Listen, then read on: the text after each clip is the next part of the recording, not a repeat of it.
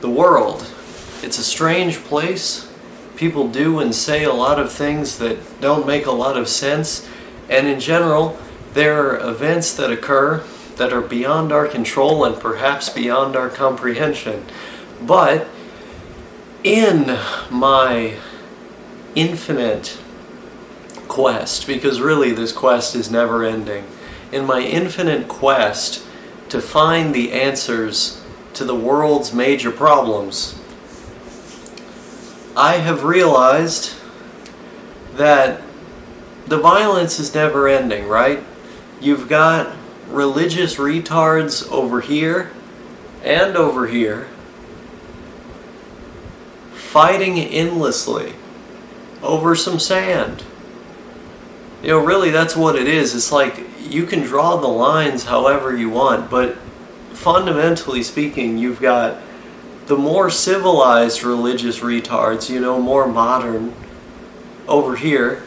And then you've got the more uncivilized, less diverse religious retards over here. And then they're trying to fight over a place called Israel.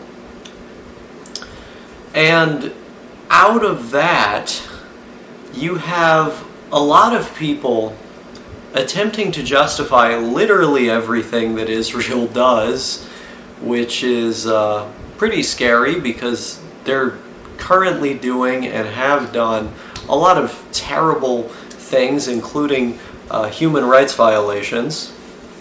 And then you have people on the opposite end of the spectrum looking at all of those things that Israel has done and saying that when the so-called resistance organizations do similar things or the same things, that it's actually justified, or that it never happened, or they'll say that, yeah, it is bad, but really you have to understand the totality of the circumstances surrounding the region.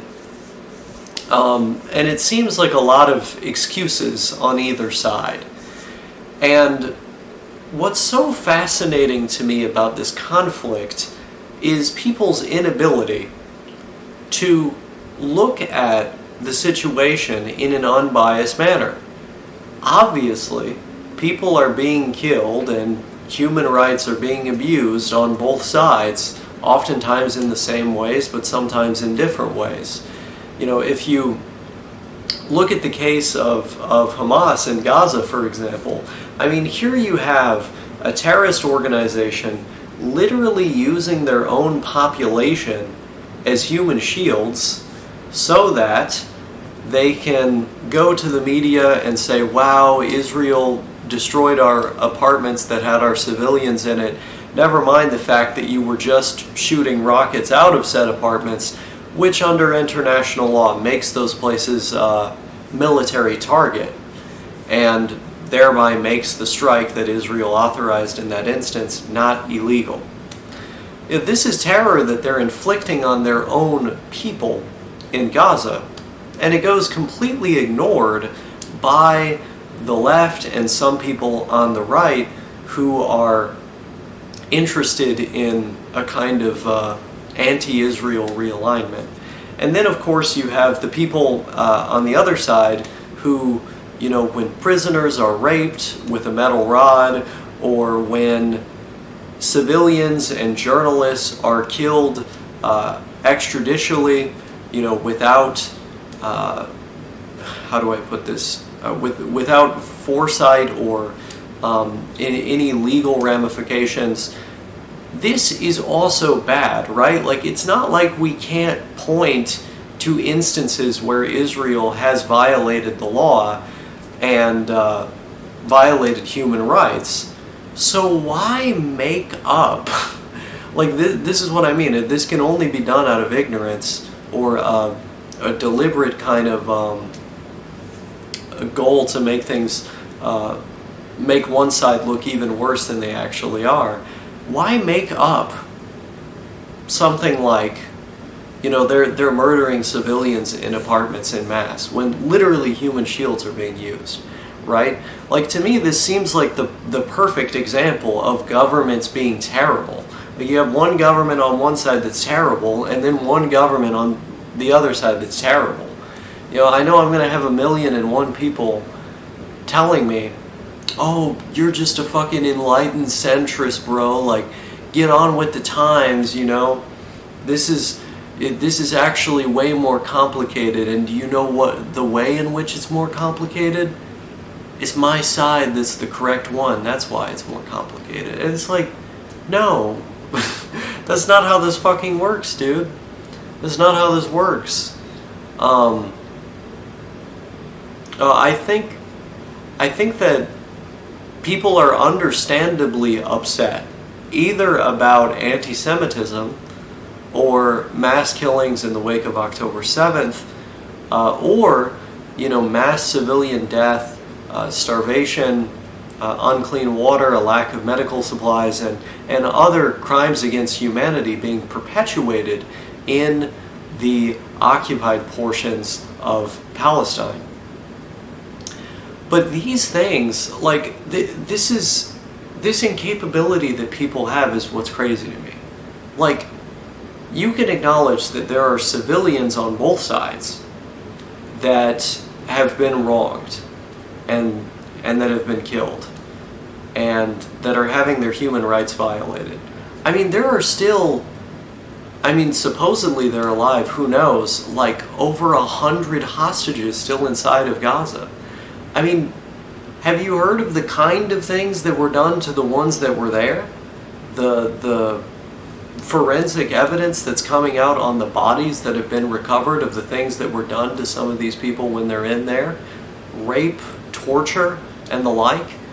I mean, this is wrong. Like, but somehow, because Israel is also doing things that are wrong in similar ways, it like makes the fact that these events happened irrelevant. I don't know how that makes any sense. I don't think any rational person can square that circle in their mind. And so this is a huge problem, I think. Like, yeah, you can have a reasonable discussion about sanctioning Israel, cutting off weapons and aid unless they do certain things to prevent civilian casualties, but you also have to talk about having a real plan for denazifying Gaza and putting some kind of, perhaps international government there in place to ensure that authoritarian, terroristic takeover doesn't happen there again, and also ensure that human rights are respected there. I mean, I have no idea what that would look like, right? I have no idea. But the simple fact is, like, something needs to change with both of the sides involved in this conflict.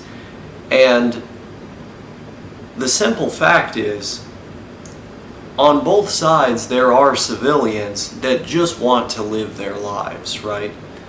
Calling for the destruction of Israel in the wake of this regional conflict, where literally every country that surrounds Israel wants to kill the people there because they're of a different religion, is not the way to go, right? Like, there has to be a way to build some sort of mutual security pact using the international community, using markets and so on, between all the nations involved, in order to ensure the security of all the civilians involved. Because ultimately that's what this is about, the civilians living in each of these places. And I feel like that's like those are a couple simple facts that are not paid almost any attention to in the context of these discussions. Like, people will literally say that there are no civilians in Israel. And on the other hand, people will literally say that there are no civilians in Gaza.